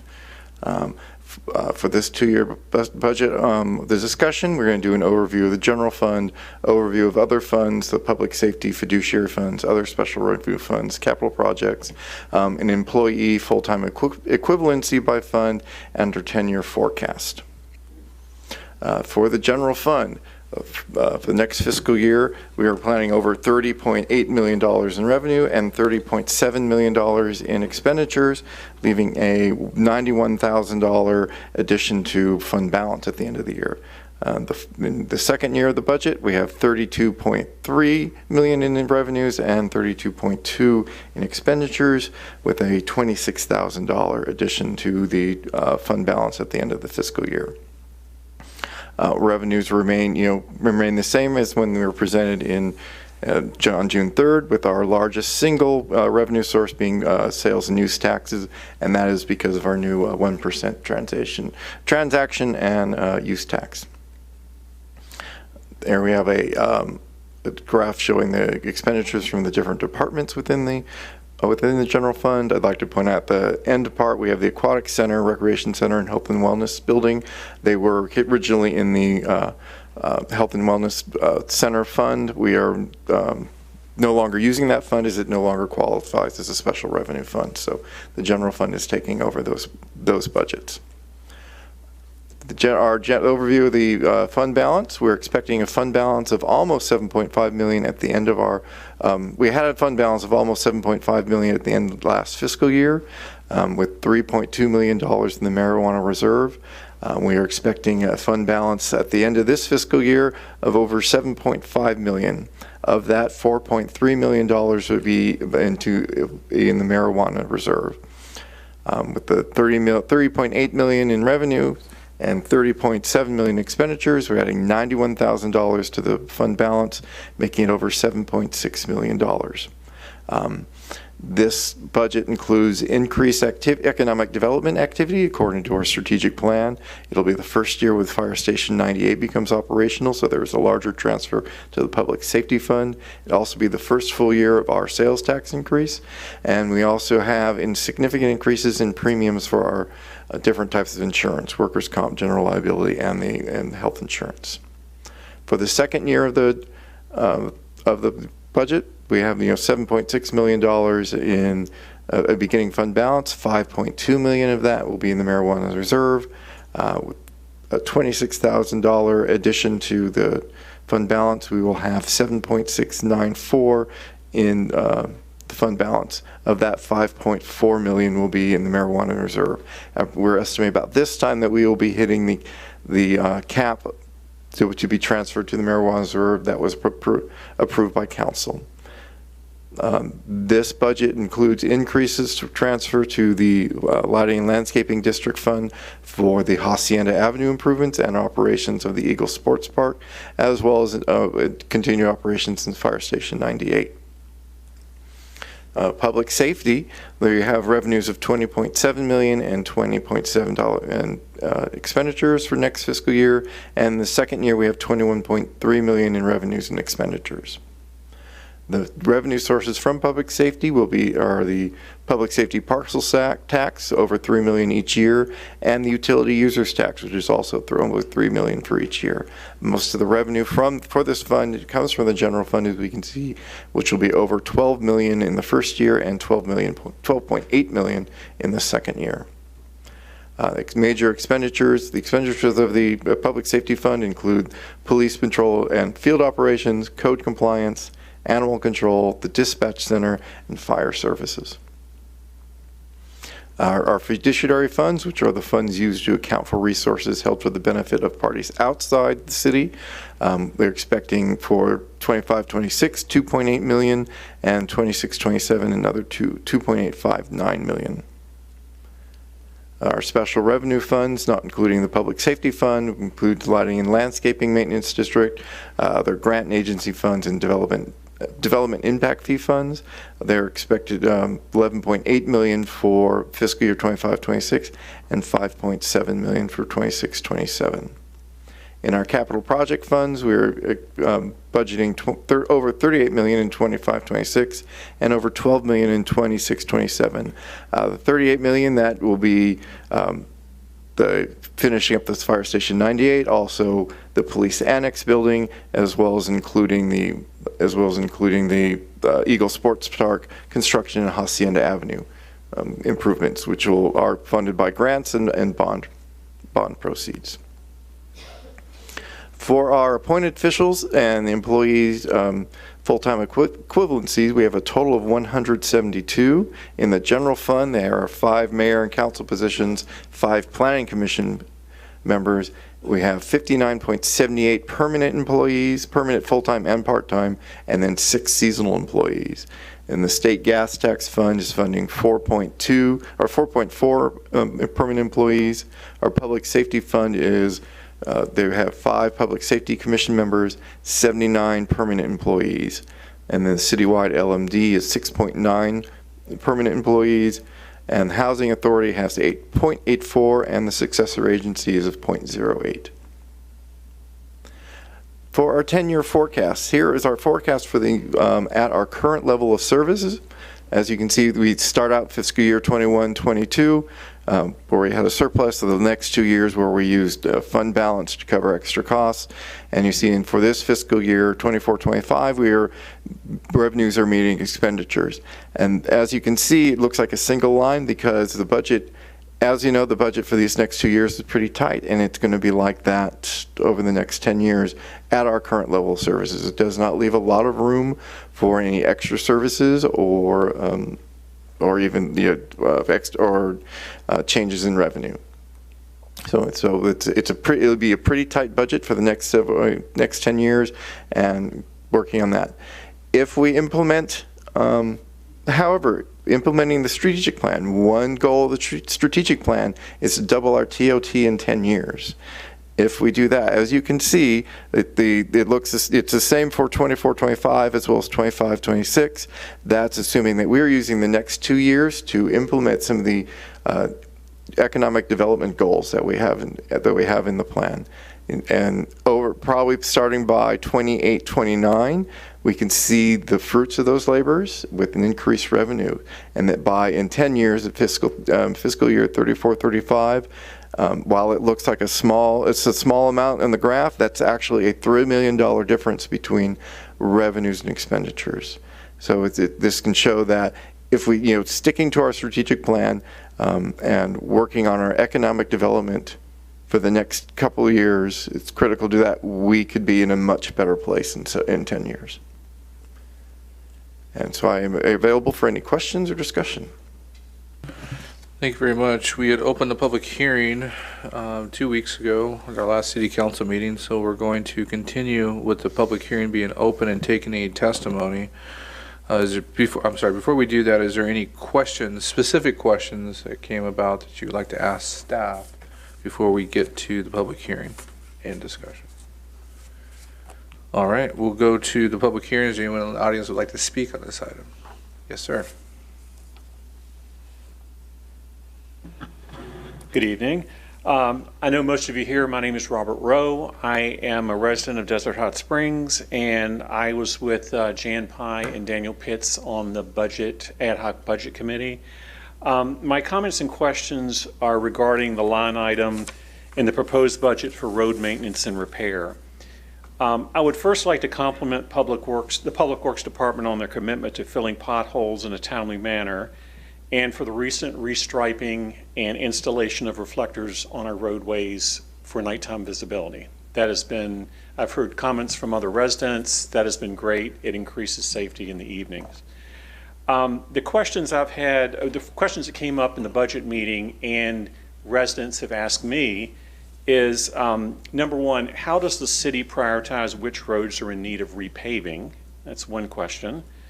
Another question that came up is, will a portion of the budgeted dollars in the road maintenance fund be used to repave Little Morongo and Pearson Boulevard between Little Morongo and Indian Canyon. Those are major commuter roads in the city, and they do need attention, and several people have asked, will those be repaved in the next fiscal budget year? And the third question is, how will the city communicate to residents the upcoming repaving projects? Will that be posted on the city's website? That's the only comments I have. Thank you very much. Get those questions answered for you.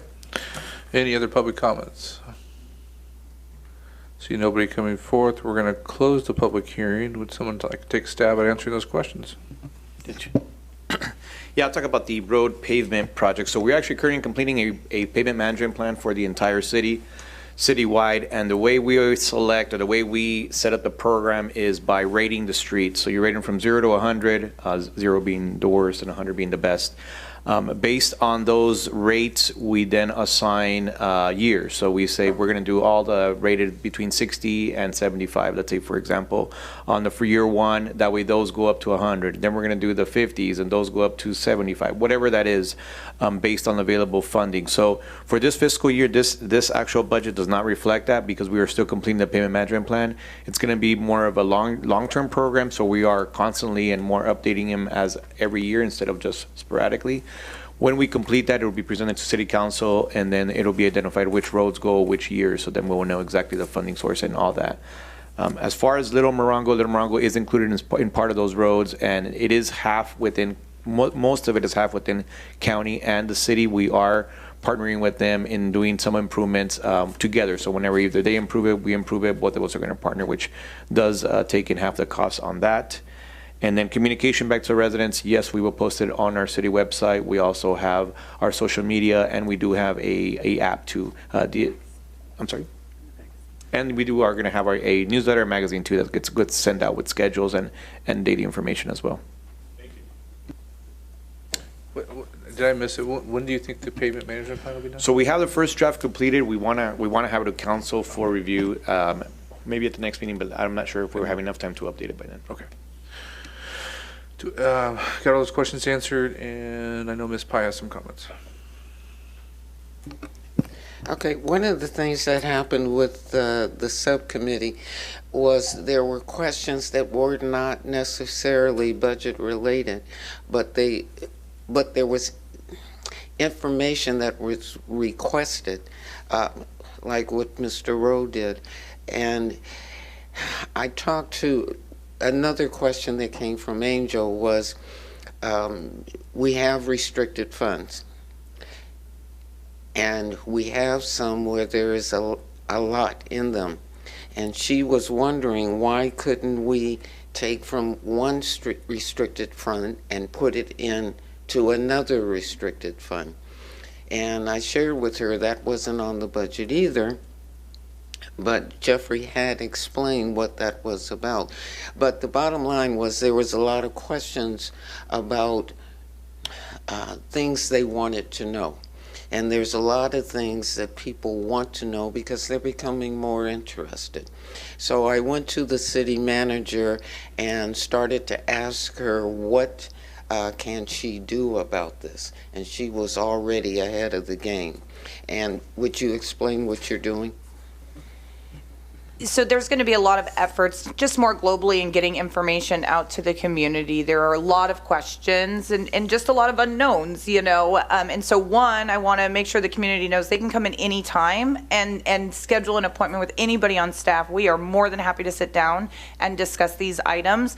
As the deputy city manager mentioned, there's going to be a lot more information that you're going to see on social media. We're also, starting in July, going to have a newsletter / magazine that's going to be mailed to every single resident in the community that's going to provide updates on city projects, which I'm sure will then generate questions. And so we want you to come and talk with us.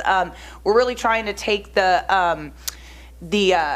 I don't want to say the fear out of coming to government, but it's a little intimidating, and we want to take that out of the equation and just sit down and have a conversation. Most of us are residents too, and so we love to sit down and have conversations with other residents and kind of explain what's going on in the community. So that's it. We're trying to overflow information out there into the community and then just be open door policy to let people in.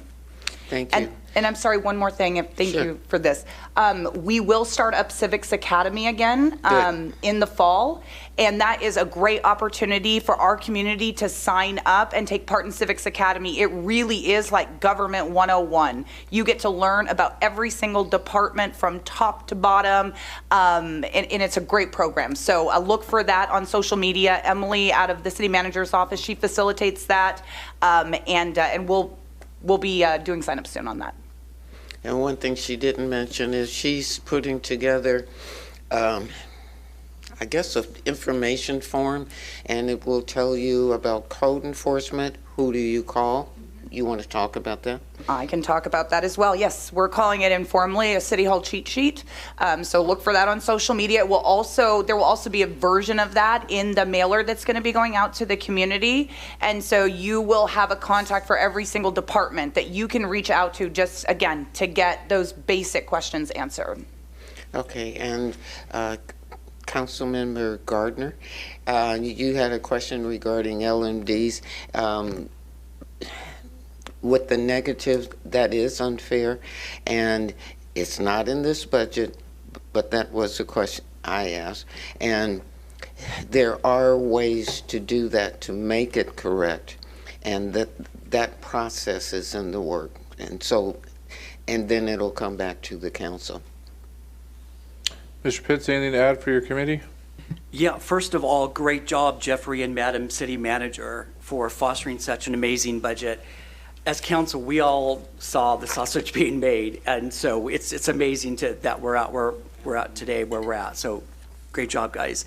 I do sit on the financial committee with Councilmember Jan Pye, Robert Rowe, and Florence Angel, and myself.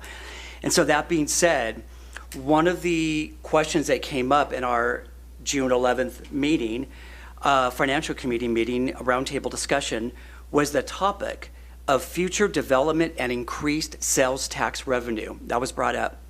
So I want to take this opportunity to update everyone that our city recently, and this is kind of, I mentioned this earlier when we had come back from this, but it's important. Not everybody via TV or maybe even in the audience knew that the city staff did go to ICSC, and what that is, Councilmember Dirk Voss, myself, some members of our city management office engaged with industry leaders to promote new business opportunities. And then we also talked about what is ICSC. It's the International Council of Shopping Centers. It's a global trade association representing the market industry. So one of our city's main objectives is to attract new businesses to foster economic development. New businesses lead to increased sales tax revenue, support growth demands, and provide more options for our residents.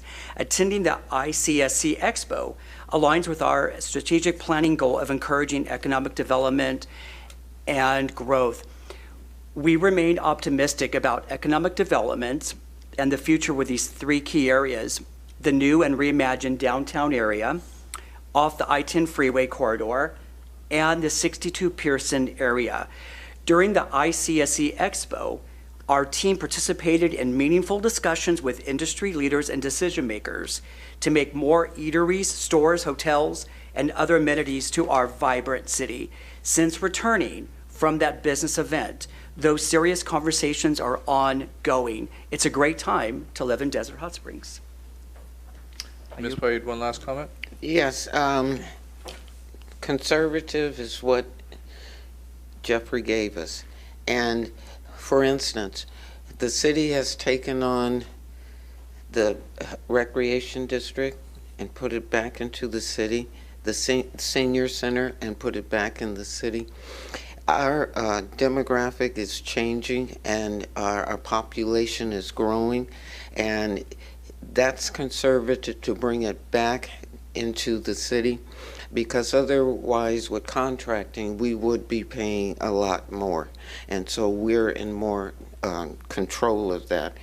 And so if we stay in tune, one more thing, I keep telling people we don't have money.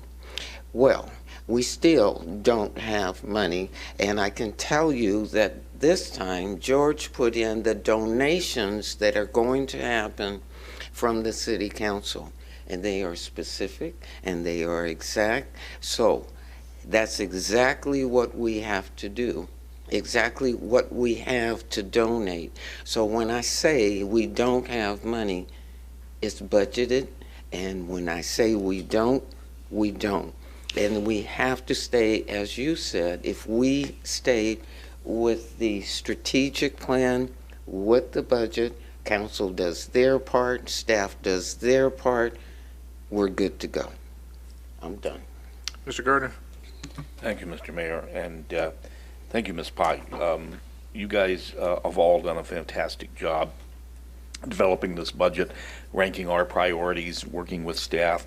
I'm very pleased with this. Having been on council for 7 years now, I've seen good budgets, I've seen bad budgets. This is a great budget.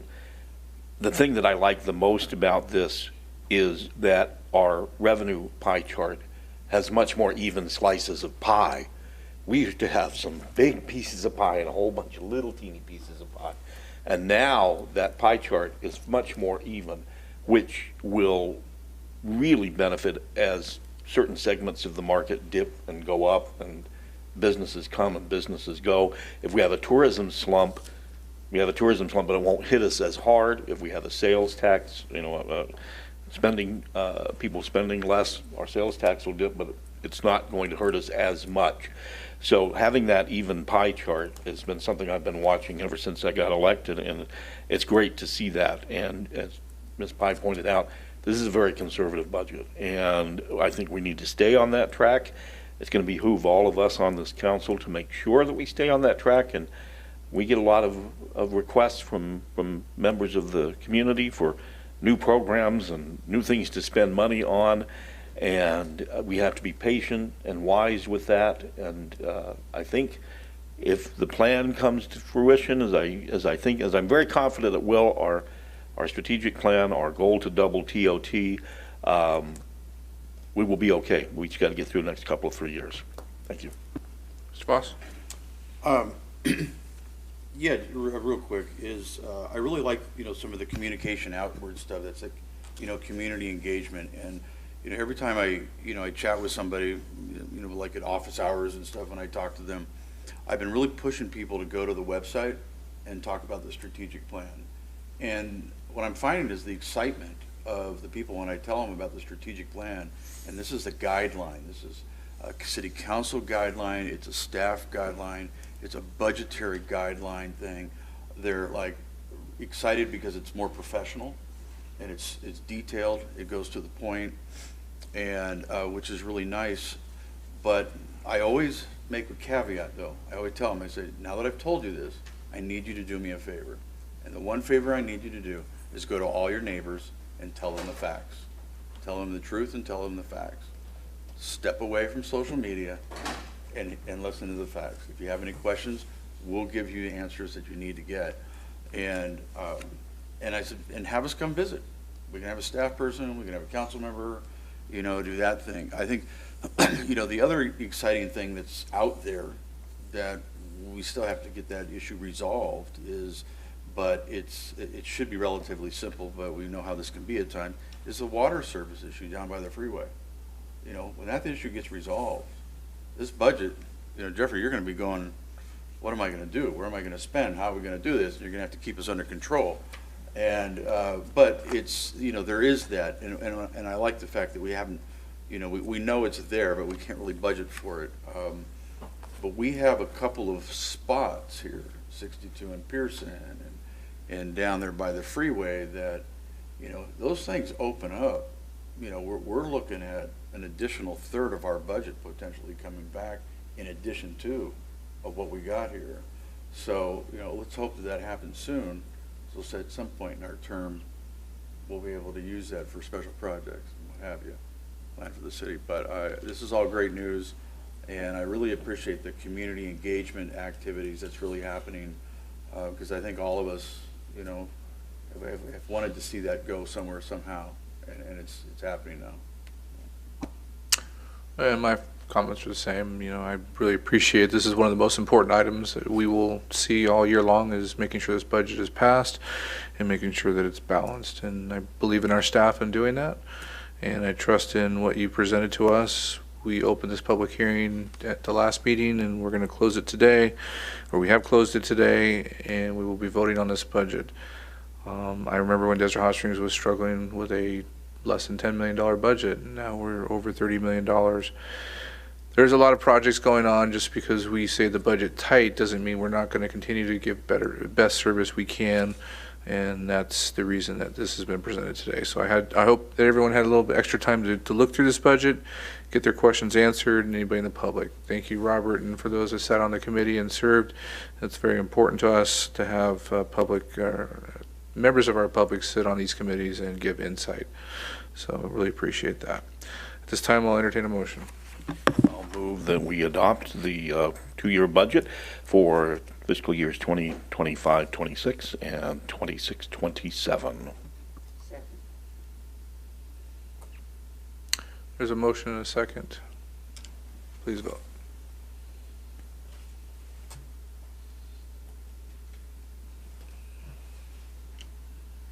Motion passes unanimously. We'll move back to the administrative calendar. Item number 9, engineering and traffic survey. Mr. Porras. Yes, thank you, Mr. Mayor, members of the council. The engineering traffic survey is conducted every 7 years per state of California law. The last one was approved in 2019. So we hired a new traffic engineer to complete this year's, the 2025 update. What they do is they review every single street in the city and set recommended speed limits for traffic enforcement for our police officers to be able to enforce the speed limits and be legally defendable in court. What it is a various criteria. So they go out in the field and they check for actual speeds of the vehicles. Speed, median speed, 10 mile per hour pace, existing characteristics of the road, and the posted speed limit. Based on that, they generally do the 85th percentile of the speed that is actually going out in the field. So in a road segment, whatever 85% of the drivers are going, that is the recommended speed limit. Now, there is some criteria to move that speed limit up 5 miles per hour, either higher or lower, based on accident rates, based on existing conditions, curbs, dips, whatever that is. So based on that, there are a number of streets that are recommended to go down and a number of streets recommended to go up. Each one is not going up by more than 5 miles per hour. We reviewed it thoroughly, and we do agree with the recommendations, and they are shown in our exhibits, and the entire detail is shown in our exhibits as this staff report. I'll gladly go over any specific questions you might have, but it is an extensive report. Now, after we approve this will be utilized by the police department to make sure that those speed limits are enforced. Thank you. Thank you very much. Is there any public comments on this item? See nobody coming forward. To open up the city council. Mr. Pitts. Well, first of all, thank you, Mr. Deputy City Manager, for that excellent presentation and for bringing traffic safety back into focus. As a public safety advocate, I, along with other community members, have been speaking publicly about the need to reduce some speed in some speed zones, various speed zones on Palm Drive. As policymakers, it's one of our most important roles to protect our residents. Everyone has the right to feel safe, and our residents deserve that safety. That being said, keeping each one safe is a shared responsibility. Let's all use common sense and adhere to the posted speed limits. Our dedicated police department plays a crucial role, and they also work tirelessly, obviously, to slow down drivers, issue citations when necessary, and continue their efforts to ensure our safety. So while I welcome the proposed reduction of speeds on streets like Palm Drive, I also fully support the ongoing traffic enforcement efforts of our local police. Mr. City Manager, I do have a question based on your presentation. Some constituents have reached out to me with this question. Why did the traffic study not recommend a speed reduction on Palm Drive after 18th Street leading up to the I-10 freeway? And I thank you for your insight. Thank you. So Palm Drive was a big topic. We actually reviewed it in more detail than probably any other road segment. Palm Drive was divided into various segments. You exit the freeway, you enter we call it a non-urban area, and then you start entering the city itself. We gradually go down from speed limits. You don't go from 60 to 40. You go to 60, 55, 50, 45, and so forth. 18th and South was one segment that was reviewed because the posted speed limit was 60 miles per hour. The actual survey found that majority of the vehicles, or 85% of the vehicles, are going 66 miles per hour, which was 6 miles over the existing speed limit. At that point, you had to make a decision either to increase it 5 miles per hour over, which would make it 65, or decrease it, or even increase it to 70, based on existing criteria. In the last 5 years, there was 21 accidents on that road segment. There are the 10 mile pace was between 58 and 68, which meant that the median was about 59. Based on all of those numbers, the recommended was to keep it at 60 and not increase it to any other or decrease it to any other amount, because it would remain not effective for the actual vehicle pace. If we were to increase that one, we would need to increase the next phase, the next segment, which would be increasing that one to 55, which would then lead into the actual urban area of the city. So there's a lot more factors that went into just that road segment itself. So the recommended was to keep it at 60 for now. Now, in that same theory, we actually do have a project that is planned to do improvements to that roadway, which some of them include reducing the lane width. Right now, the lane width is about 16 to 18 feet. It gives a sense of more freedom to drive. We are going to install curb gutter sidewalks, and the lane width are going to reduce, which vehicles will be naturally reducing their speed. We will also install a traffic signal on Palm and 20th, which would actually completely stop traffic in that area. So in the future, or in the next 7 years, we'll do a new traffic study that will be defendable in court, and at that point, it might go down even more. Mr. Gardner, any questions? Ms. Pye? Mr. Boss? I'll entertain a motion. I move that we adopt the traffic study. Is there any, did I ask for public comments on this? Any public comments? I see. Okay. There's a motion by Mr. Gardner. Is there a second?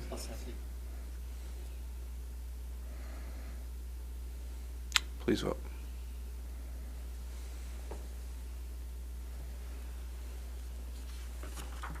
Motion passes unanimously. This is the first reading of an ordinance of the City Council of the City of Desert Hot Springs adopting an engineering traffic survey establishing maximum speed limits on streets within the City of Desert Hot Springs and amending Section 10.32.010 of the Desert Hot Springs Municipal Code. The ordinance will return on July 1st for a second reading and adoption. Thank you. Is there any public comments from anyone that didn't get to speak at the beginning of the meeting? And before we adjourn, upcoming meetings, City Council will have the next regular meeting on July 1st at 6 p.m. here in the City Council chambers, along with the Planning Commission meeting on July 8th and the Public Safety Commission meeting on July 10th. After the July 1st meeting, we will not meet until September. So we'll have a little bit of a break there. As we get ready to adjourn the meeting, we will take a moment of silence for Melvin Jones.